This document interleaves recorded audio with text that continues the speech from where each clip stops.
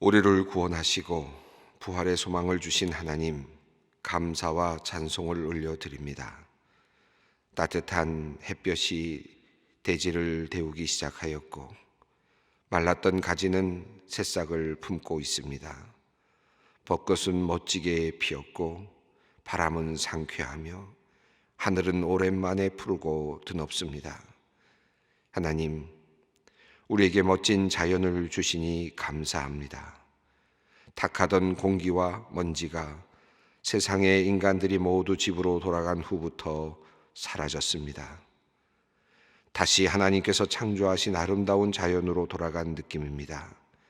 마치 주님의 부활의 기운이 온 세상을 다시 살리는 듯 보입니다. 하오나 주님, 자연은 제 모습을 찾아가고 생명의 기운이 드러나고 있지만 우리 인간들은 세계 곳곳에서 참담한 죽음을 맞이하고 있습니다. 벌써 10만이 넘는 사람들이 코로나19로 인하여 죽임을 당하였습니다. 시신을 묻을 곳이 없을 정도라고 합니다. 도리어 인간의 세상은 죽음이 만연하고 고통과 두려움이 가득한 세상이 되었습니다. 하나님, 자연을 훼손한 인간의 부족함을 깊이 느끼게 됩니다. 주님, 이제 우리 인간의 죄악을 용서하여 주시고 코로나19로부터 우리를 구하여 주시기를 간구합니다. 온 세계의 사람들이 하루속히 본래의 자리로 돌아오고 건강을 회복할 수 있었으면 좋겠습니다. 우리에게도 부활하신 주님의 그 생명이 임하여 주시고 모두가 전염병의 위험으로부터 벗어나게 하여 주시옵소서. 하나님, 오늘은 21대 국회의원을 선출하는 선거일입니다. 많은 사람들이 출마하여 국민들의 선택을 기다리고 있습니다. 하나님, 하나님께서 이 땅을 굽어 살피시고 참다운 일꾼을 세워주시기를 간절히 기도합니다.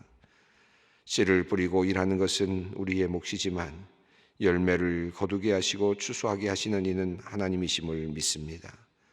열심히 선거의 유세를 마치고 이제 투표에 들어가는 오늘, 국민들의 마음이 하나님의 마음과 같게 하시고 그들의 손을 통하여 하나님의 뜻이 이루어지기를 기도합니다.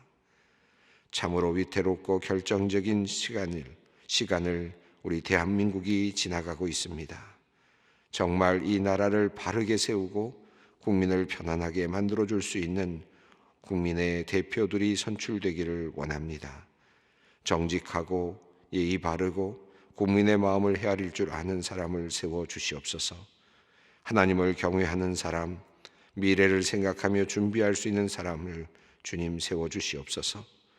강대국의 틈에서 생존해야 하는 나라의 현실, 북한을 앞에 두고 아직 정전의 상태로 경계를 늦출 수 없는 나라의 현실을 잘 이해하고 바르게 국민을 대표하여 이끌 일꾼들이 선출되게 하여 주시옵소서. 하나님, 코로나19로 인하여 많은 상인들과 기업인들이 답답한 마음으로 기도하고 있습니다. 어찌해야 할지 앞이 보이지 않는 상황 속에서 이런저런 생각을 하고 마음으로 계획을 세울 때에 하나님께서 지혜를 주시고 도우리를 보내어 주시기를 기도합니다. 막힌 길이 열리고 험한 길이 평탄하여지는 하나님의 역사를 경험케 하여 주시옵소서. 하나님, 지금까지 집에서 아이들을 돌보느라 지쳐있는 우리 학부모님들을 위하여 기도합니다. 아이들을 사랑하는 마음을 더욱 강하여지게 하여 주시고 힘든 육아의 과정을 잘 견딜 수 있도록 육체의 건강과 체력을 주시기를 기도합니다. 무엇보다도 너그러운 마음과 감사한 마음을 주셔서 아이들을 잘 이해하면서 행복한 시간들을 채워가게 하여 주시옵소서. 하나님, 코로나19로 인하여 외출도 하지 못하고 사랑하는 가족들도 제대로 보지 못하면서 견디고 있는 우리 어르신들을 위해 기도합니다. 감염병에 걸리지 않도록 각별히 지켜주시고 비록 가족들을 자주 보지 못하지만 마음의 평안을 주셔서 잘 견디게 하시고 하루속히 가족들이 건강한 모습으로 기쁘게 만날 수 있도록 인도하여 주시옵소서. 요양병원에 계시는 어르신들의 건강을 지켜주시옵소서. 오고 가는 이들로부터 감염이 일어나지 않도록 지켜주시기를 기도합니다. 하나님, 소망의 성도님들을 위하여 기도합니다. 희귀병에 걸려 주님께 기도하며 기적을 바라는 젊은이가 있습니다. 하나님께서 은혜를 베풀어 주시기를 간절히 기도합니다. 부활의 능력이 세상에서의 모든 희망이 사라진 이들에게 임하기를 간구합니다. 올해에도 주님의 부활의 능력으로 절망에 처한 사람들이 구원을 얻고 나음을 얻는 역사가 있게 하여 주시옵소서. 외국에 있는 식구들을 위해 기도하는 이들의 기도를 들어주시옵소서. 병상에 누워있는 이들을 위해 기도하는 사람들의 기도를 들어주시옵소서. 군에서 훈련받는 이들을 생각하며 기도하는 이들의 기도를 들어주시옵소서. 결혼을 준비하며 하나님께 은혜를 구하는 이들의 기도를 들어주시옵소서. 결혼할 배필을 간절히 원하며 주님께 간구하는 젊은이들의 기도를 주님께서 응답하여 주시옵소서. 아이를 원하며 주님께 기도하는 가정의 기도를 주님 이루어 주시옵소서. 직장을 구하며 하나님의 이름을 부르는 이들의 기도를 주님 들어주시기를 원합니다. 오늘 총선에 출마한 성도와 그의 가족의 기도를 주님 또한 들어주시옵소서. 하나님, 처지가 다르고 상황이 다르지만 주님을 믿는 신앙은 같고 주님을 찾는 진실함은 같습니다. 이들이 간절히 주님께 기도할 때마다 주님의 살아계심을 보여주시고 우리를 사랑하심을 주님 나타내 보여주시옵소서. 북한에 있는 동포들을 위해 기도합니다. 코로나19의 전염병이 창궐하는 듯 보이지만 북한에서는 어떤 일도 일어나는지 알 수가 없습니다. 하나님, 진단키트도 없고 약도 없고 의료진도 부족하고 면역력도 많이 부족한 북한의 동포들이 감염병으로 큰일을 당하지 않기를 원합니다. 하나님께서 이미 고통받고 있는 북한의 동포들에게 병으로 더욱 고생을 받지 않도록 주님 은총을 베풀어 주시옵소서. 하나님, 북한의 교회를 위하여 기도합니다. 어려운 환경 속에서도 지하에서 교회를 지키고 있는 북한의 교인들을 주님께서 지키시고 함께하여 주시기를 기도합니다. 부활의 능력, 부활의 은혜가 어려움 속에서 예수님을 섬기고 있는 그 북한의 교회에 임하시옵소서. 그들의 간절한 기도를 들어주시기를 간절히 기도합니다. 그리하여 한라에서 백두까지 남과 북의 모든 교회가 하나 되어 하나님을 예배하며 힘차게 주님께 노래하는 찬양하는 날이 속히 도래하게 하여 주시옵소서. 하나님, 오늘도 주님께로 가까이 나아가기를 원하지만 상황이 여의치 않아 마음이 힘든 사람들이 있습니다. 주님께서 그들의 마음에 찾아오셔서 그들을 만나 주시기를 원합니다.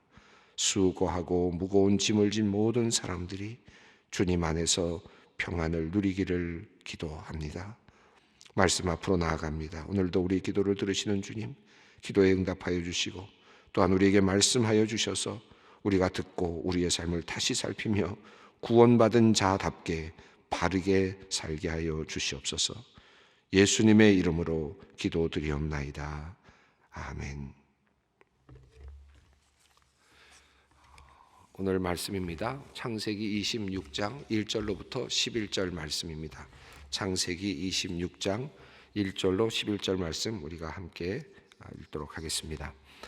아브라함 때에 첫 흉년이 들었더니 그 땅에 또 흉년이 들매 이삭이 그랄로 가서 블레셋 왕 아비멜렉에게 이르렀더니 여호와께서 이삭에게 나타나 이르시되 애굽으로 내려가지 말고 내가 내게 지시한 땅에 거주하라. 이 땅에 거류하면 내가 너와 함께 있어 내게 복을 주고 내가 이 모든 땅을 너와 내 자손에게 주리라. 내가 내 아버지 아브라함에게 맹세한 것을 이루어 내 자손을 하늘의 별과 같이 번성하게 하며 이 모든 땅을 내 자손에게 주리니 내 자손으로 말미암아 천하 만민이 복을 받으리라. 이는 아브라함이 내 말을 순종하고 내 명령과 내 계명과 내 율례와 내 법도를 지켰음이라 하시니라. 이삭이 그랄에 거주하였더니 그곳 사람들이 그의 아내에 대하여 물으매 그가 말하기를 그는 내 누이라 하였으니 리브가는 보기에 아리따움으로 그곳 백성이 리브가로 말미암아 자기를 죽일까 하여 그는 내 아내라 하기를 두려워함이었더라. 이삭이 거기 오래 거주하였더니 이삭이 그의 아내 리브가를 껴안는 것을 블레셋 왕 아비멜렉이 창으로 내다본지라. 이에 아비멜렉이 이삭을 불러 이르되 그가 분명히 내 아내거늘 어찌 내 누이라 하였느냐? 이삭이 그에게 대답하되 내 생각에 그로 말미암아 내가 죽게 될까 두려워하였음이로라. 아비멜렉이 이르되 내가 어찌 우리에게 이렇게 행하였느냐? 백성 중 하나가 내 아내와 동침할 뻔하였도다. 내가 죄를 우리에게 입혔으리라. 아비멜렉이 이에 모든 백성에게 명하여 이르되 이 사람이나 그의 아내를 범하는 자는 죽이리라 하였더라. 오늘 말씀은 이제 이삭이 흉년을 경험하면서 이제 그랄 땅으로 내려가는 내용입니다. 아마 여러분 이 말씀을 읽으면서 아마 조금 갑자기 혼란이 생기지 않았을까 생각이 듭니다. 이미 그랄이라고 하는 땅이 나왔고 또 앞서 창세기 앞부분에서 아브라함의 이야기 속에서 아비멜렉이 이제 등장을 했죠. 그리고 또 뒤에 나옵니다만은 이제 군대 장관 비골이라고 하는 이름도 또 등장을 합니다. 아비멜렉 익숙한 이름이 나오고 비골이라는 이름도 나오고 또 그랄 땅이라고 하는 이름도 나오고 또 기근이 들어서 내려갔다라고 하는 내용도 이제 앞서 있었던 내용이고, 근데 모든 내용들이 다 아브라함과 관련됐던 내용들이었습니다. 그런데 이제 이삭과 관련해서 똑같은 이야기가 반복되고 있는 이제 그런 것을 보게 됩니다. 이거 어떻게 된 건가 하는 그런 생각이 우선 들게 될 것이고, 두 번째는 또 오늘 본문 뒷부분에 나왔습니다마는 아내가 자기 아내를 리브가를 자기 아내라고 말하지 못하고 혹시 죽을까 염려가 되어서 또 누이라고 이렇게 속였던 장면이 또 소개되고 있습니다. 이것도 앞에 나왔던 내용이죠. 그래서 이게 어떻게 된 건가 하는 이제 궁금증을 갖고 있는 분들이 참 많이 있습니다. 앞부분에 보면 아브라함이 두 번 이제 자기 아내를 누이라고 속였던 내용이 나오죠. 첫 번째는 둘 다 이제 기근과 관련이 되어 있었는데, 첫 번째 아브라함이 첫 번째 가나안 땅으로 내려가다가 가나안 땅을 지나서 이제 기근이 들자 애굽 땅으로 내려갔던 적이 있습니다. 창세기 12장에 있었죠. 그때 바로가 사라를 집으로 들이는, 왕궁으로 들이는 그런 일이 있었습니다. 그것 때문에 하나님께서 진노하시고 그를 내보내도록 하셨던 사건이 12장에 있습니다. 그리고 나서 이와 유사한, 오늘 본문과 아주 유사한 내용이 20장에 나오죠. 아브라함이 또 그랄 지역으로 갔을 때 그랄 왕 아비멜렉이 그때도 등장합니다. 그리고 그때도 자기의 아내를 아내라고 하지 않고 누이라고 하는 바람에 그만 어려움을 당하게 되었는데, 그때는 뭐 기억나시겠습니다마는 아브라함이 사라가 아직 이삭을 낳기 전이었습니다. 그래서 하나님께서 아비멜렉의 왕궁으로 들어간 다음에 그 집안 왕궁에 있는 모든 태를 끊으셨다, 잡으셨다 하는 내용이 나왔고, 아비멜렉이 그 모든 사실을 알게 된 다음에 다시 아브라함에게 책망하는 장면이 나왔고, 그리고 아브라함이 아비멜렉에게 기도해서 그들의 집안의 모든 태를 이제 다시 열어놓는 그런 장면이 있었죠.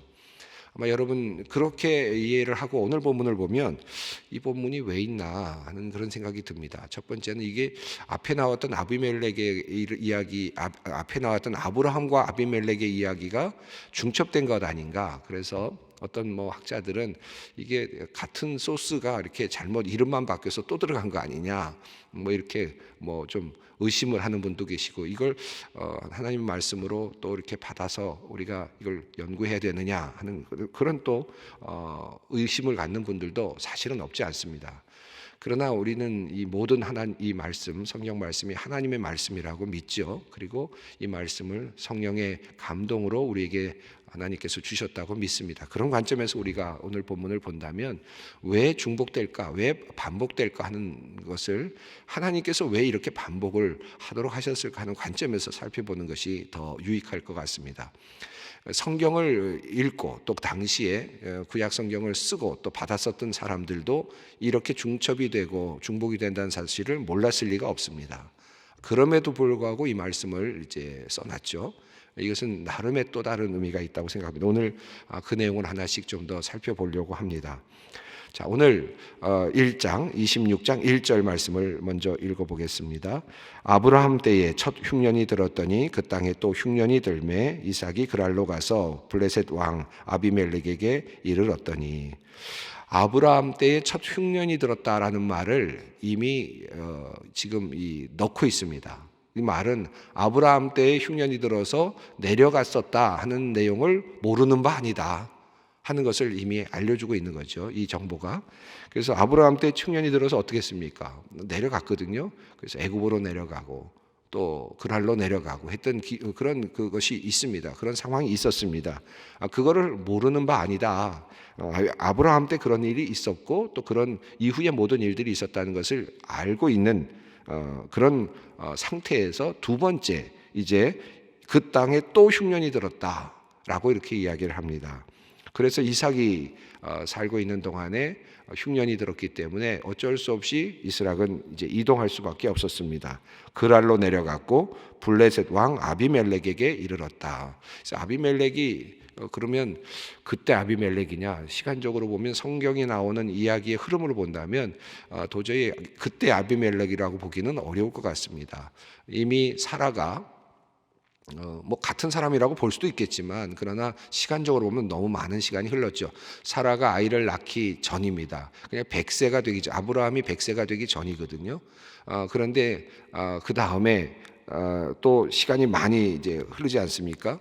그래서 에서와 이제 이삭이 에서와 그리고 야곱을 낳을 때 나이가 이제 60세입니다. 근데 이제 에서와 야곱을 낳는 이야기가 이미 앞서 있었고 또 그 아이가 자라난 이야기가 팥죽 사건이 앞에 나오지 않습니까? 이 흐름의 연대적인 흐름으로 본다면 만약에 연대적인 흐름으로 본다면 적어도 60년 이상이 흘렀고 적어도 아이가 자라서 팥죽을 쓸 정도로 사냥을 할 정도가 되었다면 70년, 뭐 80년 이렇게 이미 되었다 볼 수 있겠죠. 그 정도의 시간이 흘렀는데 또 다른 아비멜렉이 이제 등장하고 있거든요. 그래서 여기서 아비멜렉은 이제 그 왕의 이름, 그러니까 애굽에서는 바로라고 하는 이름이 이제 파라오라는 이름이죠. 그러니까 왕을 통칭하는 말이죠. 여기도 아비멜렉은 아마 그 당시에 그 지역의 블레셋 지역의 왕을 상징하는 그런 표현일 가능성이 높습니다. 시편에도 이제 그런 비슷한 말씀이 나오는데 시편 그 34편에도 보면 시편 34편 시작하기 직전에 이런 말이 나오는데 다윗이 아비멜렉 앞에서 미친 척하다가 쫓겨나면서 지은 시 뭐 이런 표현이 나오죠. 그러니까 다윗 시대에도 또 아비멜렉이 있었다 하는 것을 우리가 또 볼 수 있습니다. 그런 의미에서 이제 아비멜렉은 왕에 대한 이름이라고 보는 것이 좋겠습니다. 자, 블레셋 왕 아비멜렉에까지 이르렀습니다. 자, 한번 여기서 그냥 한 가지 잠깐 생각해 보겠습니다. 가나안 땅은 어떤 땅입니까? 하나님께서 아브라함에게 주신 땅, 축복의 땅. 그런데 그럼에도 불구하고 그 땅에 흉년이 들은 적이 있습니다. 아브라함 때 그랬습니다. 또 아브라함 때 그런 적이 있습니다. 그리고 이제 또 그 약속을 받고 하나님의 축복의 땅에 거하고 있었던 이삭이 있습니다. 이삭이 사는 동안에도 또 그곳에 흉년이 들은 적이 있습니다.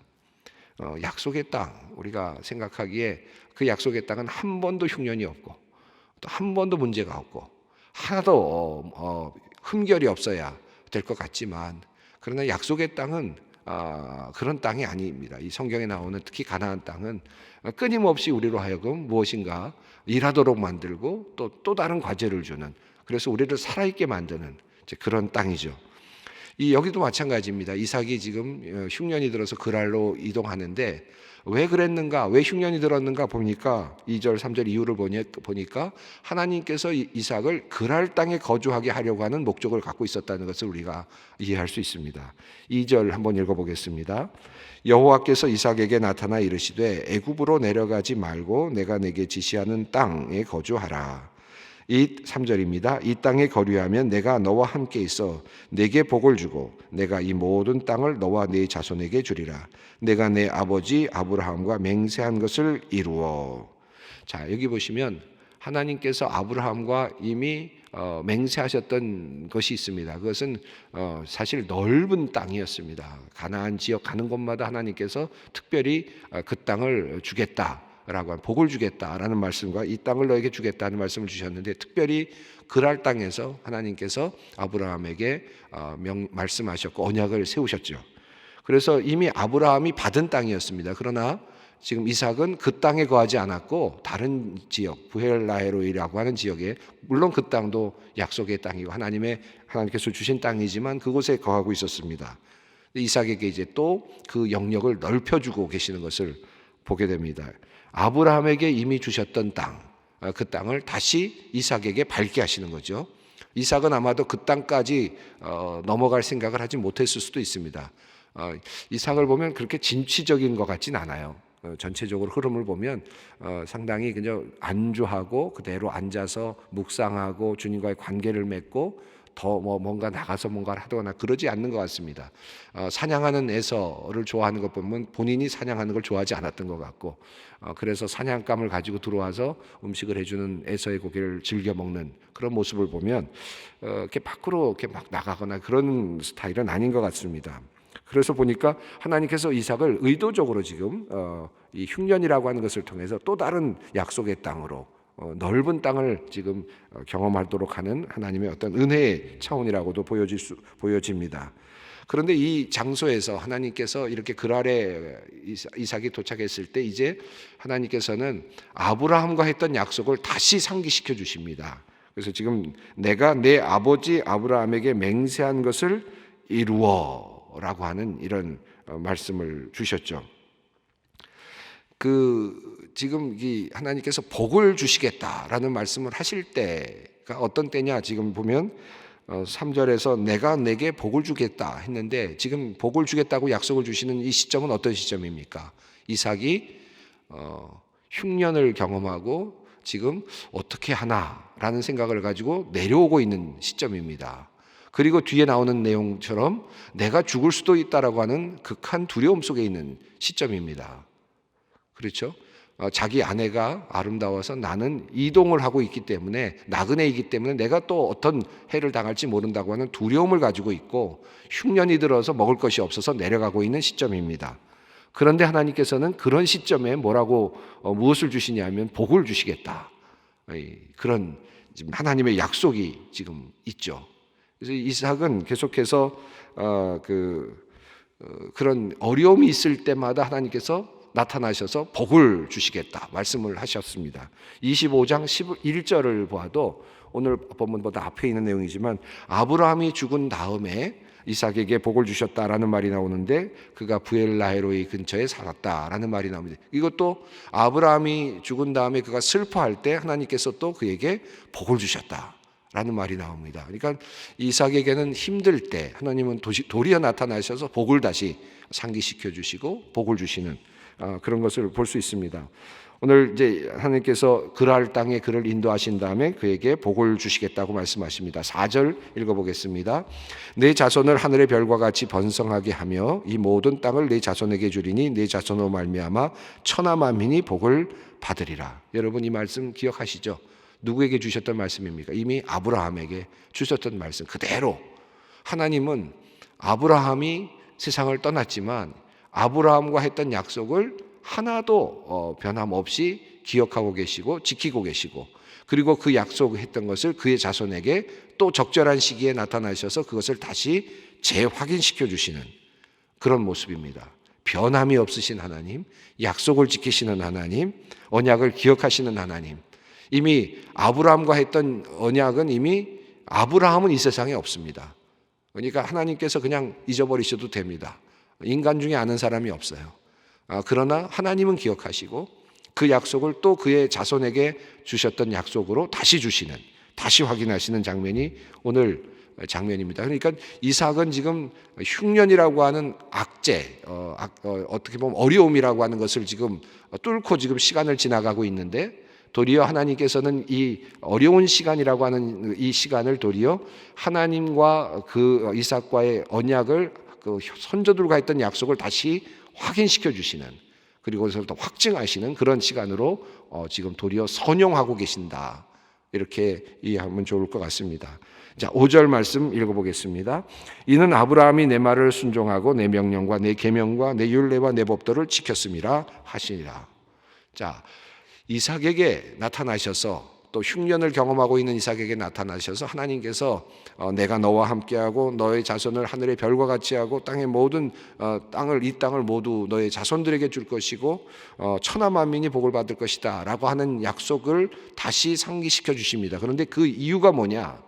이는 아브라함 때문이다. 5절은 한마디로 말하면 이것은 너 때문은 아니다.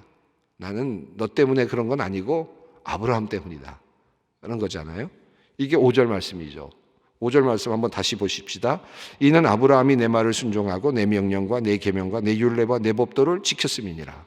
선조들의 그 신앙, 하나님께서 그 신앙을 기억하시고 아브라함 때문에, 아브라함의 신앙 때문에 지금 이삭에게는 그 약속의 그 뭐라 그럴까요? 그 내용이 내려가고 있는 겁니다.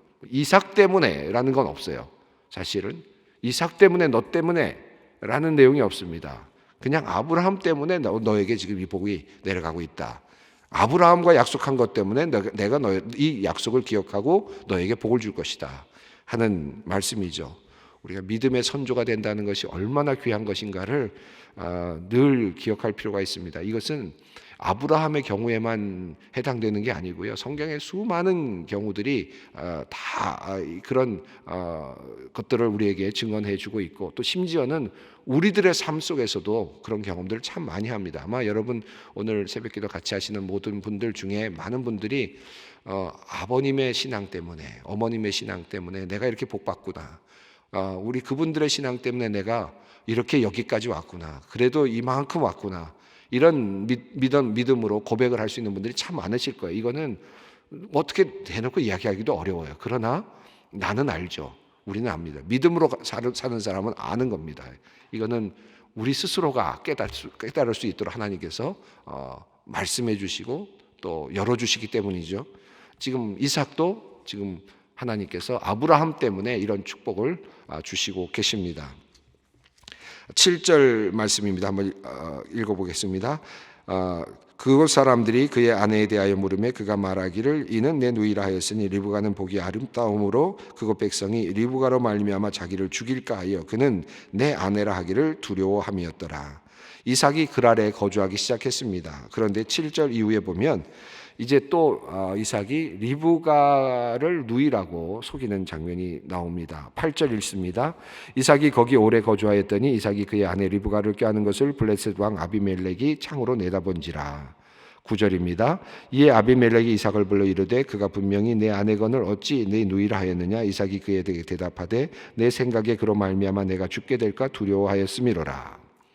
자, 이 내용은 거의 아브라함의 내용과 거의 같습니다. 그래서 이게 이름만 바뀐 거 아니냐. 그런데 하나님께서 이렇게 똑같은 이야기를 반복하면서 이야기 주시는 것이 무슨 뜻일까요? 여러분 어떤 의미가 있습니까? 여러분 이거 묵상을 많이 하셨을 것 같은데 저도 이걸 계속 묵상하면서 이런 생각이 들었습니다. 이게 반복된 거 아닌가? 뭐 옛날 자료가 다시 온 거 아닌가? 혹시 혼란스러웠던 거 아닌가? 하나님은 그런데 왜 여기다 이걸 두셨나? 자, 보시죠. 하나님은 아브라함과 약속했던 그 약속을 신실하게 지키고 계시죠. 앞서 나왔죠. 그래서 지금 그랄 땅에 왔을 때 하나님께서는 이삭에게 아브라함 때문에 약속했던 것을, 아브라함과 약속했던 것을 내가 기억하고 있고 그대로 너에게 주겠다라고 약속하십니다. 하나님은 신실하시죠. 자, 그런데 그 뒤에 나오는 내용은 어떻습니까? 인간 이삭은 똑같습니다. 아버지와 똑같습니다. 실수한 거 똑같습니다. 여전히 실수합니다. 그것도 똑같은 실수로 반복합니다. 대가 지나도 또 똑같습니다. 또 다음 때가 와도 또 똑같겠죠. 이게 지금 문제죠. 이게 인간의 현실이죠. 왜 이걸 똑같은 걸 또 죄를 지었을까요? 여러분, 우리 아버지가 지었던 죄 제가 안 지었을까요? 여러분 부모님이 하나님 앞에서 지었던 연약한 모습, 죄, 그 죄악 제가 살면서 안 짓고 잘 넘어갈 수 있을까요? 그렇지 않은 것 같아요. 똑같은 죄를 짓는 거죠. 똑같은 욕심부리다. 또 똑같은 욕정과 똑같은 뭔가 하나님에 대항하다가 똑같은 어떤 부모님도 잘못했는데 그것도 나도 똑같이 잘못하는 거예요. 똑같은 실수가 반복되는 겁니다. 그럼에도 불구하고 지금 하나님은 신실하시다. 하나님은 그 약속을 지키시고 야, 너 아버지가 잘못하더니 또 아들도 똑같구나. 그런 모습이지만 그럼에도 불구하고 하나님은 지금 신실하게 약속을 지키고 계시고 또 그곳에서 하나님의 그 역사를 이루어 가십니다. 이렇게 거짓말을 하고 있는 그런 상황 속에서 사실은 이렇게 되고 나면 어떤 일이 일어날 수 있었느냐 하면 10절을 읽어보겠습니다. 아비멜렉이 이르되 내가 어찌 우리에게 이렇게 행하였느냐. 백성 중 하나가 내 아내와 동침할 뻔하였도다. 내가 죄를 우리에게 입혔으리라. 어떤 일이 일어날 수 있었느냐 하면 아내를 잃을 수도 있었고 어떤 이가 아내를 겁탈할 수도 있었다. 범할 수가 있었다는 것. 이런 가능성이 있었던 겁니다, 이미. 그런데 하나님께서 그걸 어떻게 하셨습니까? 그것을 다시 그런 일이 일어나지 않도록 그 어려운 상황 속에서 이삭의 잘못으로 인해서 잘못된 정책, 잘못된 어떤 방식의 접근으로 인해서 문제가 생길 수 있었던 것을 그럼에도 불구하고 똑같은 아버지와 똑같은 또 실수인데도 불구하고 하나님께서는 야 아들 때도 그거 못하냐 이렇게 말하지 아니하시고 너 아버지도 안 봤냐 이렇게도 책망하지 아니하시고 똑같이 이런 어려움 속에서 위험에서 벗어날 수 있도록 배려해 주시죠. 어떻게 배려해 주셨습니까? 8절을 보면 아비멜렉이 우연히 창으로 내다보다가 그러다가 리브가를 껴안은 것을 보았습니다. 이것은 아마 좀 부부 관계를 표현한 것 같기도 합니다. 어쨌든 그래서 저 두 사람이 부부구나 하는 것을 확인을 하게 되죠. 그래서 묻게 되고 문제가 해결됩니다. 그 문제의 해결은 어떻게 됐습니까? 11절입니다. 아비멜렉이 이에 모든 백성에게 명하여 이르되 이 사람이나 그의 아내를 범하는 자는 죽이리라 하였더라. 그렇게 해서 안전을 보장받게 하셨습니다.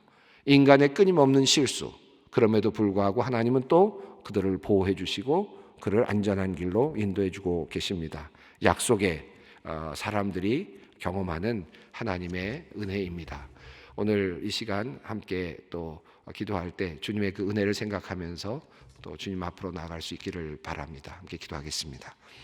하늘에 계신 우리 아버지, 아버지의 이름을 거룩하게 하시며 아버지의 나라가 오게 하시며 아버지의 뜻이 하늘에서와 같이 땅에서도 이루어지게 하소서. 오늘 우리에게 일용할 양식을 주시고 우리가 우리에게 잘못한 사람을 용서하여 준 것 같이 우리 죄를 용서하여 주시고 우리를 시험에 빠지지 않게 하시고 악에서 구하소서. 나라와 권능과 영광이 영원히 아버지의 것입니다. 아멘.